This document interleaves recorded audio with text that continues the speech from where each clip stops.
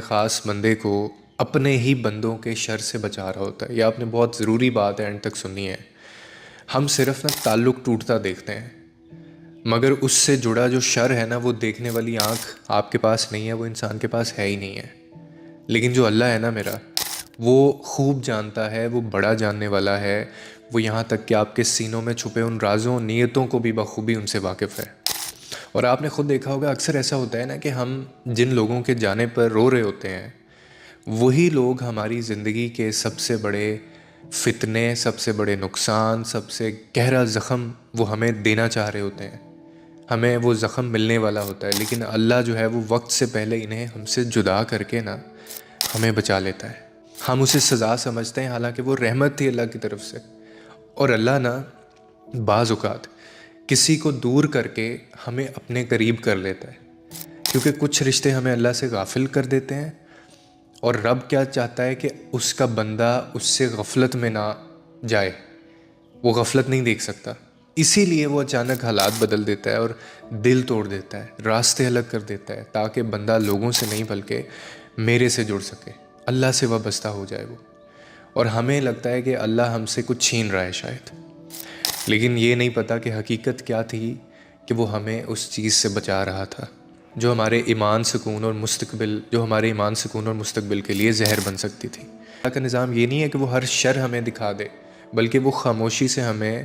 اس سے ہٹا دیتا ہے پیچھے۔ اسی لیے بعض جدائیاں بعد میں جا کر سمجھ آتی ہیں کہ وہ تعلق اگر باقی رہ جاتا میرا، تو شاید میں ٹوٹ جاتا، شاید میں بکھر جاتا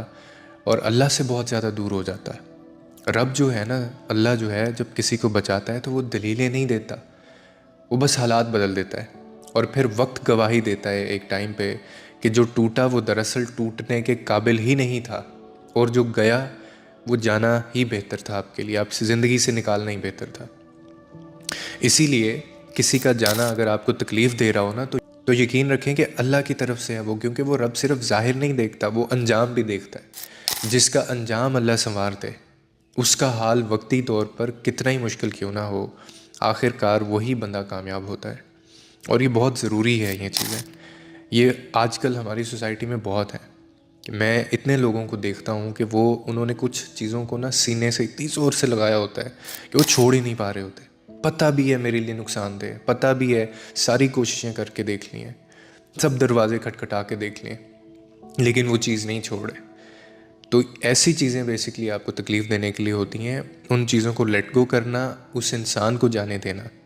اس میں کیونکہ اسپیسیفکلی آج ہم نے یہ بات کی کہ انسان جو ہیں کچھ ہماری زندگی سے جب چلے جاتے ہیں تو ہمیں بہت تکلیف ہوتی ہے، تو اس کا اسپرچول اسپیکٹ یہ ہے کہ وہ انسان آپ کے لیے ٹھیک ہی نہیں تھا۔ آپ دیکھ لیں لوگوں کی زندگیاں جا کے، جنہوں نے وقت پر فیصلے نہیں لیے، یا اللہ نے جب ان کے لیے بھی حالات پیدا کیے تھے لیکن انہوں نے نہیں جانے دیا، تو آج وہ کس طرح کی زندگی گزار رہے ہیں۔ تو اللہ بار بار تو یہ مہلت نہیں دیتا۔ تو آپ کو اپنے بارے میں یہ سوچنا ہوگا، اللہ کے اوپر بھروسہ کرنا ہوگا، کیونکہ یہی خدا کی اور آپ کے درمیان ایک خوبصورت چیز ہے، جس کو ہم گمان کا نام بھی دیتے ہیں، کہ آپ اس کے اوپر چھوڑ دیں، لیٹ گو کریں، جو چیز ہو رہی ہے اس کو قبول کریں، اور ساری چیزیں اس کی طرف سے ہیں۔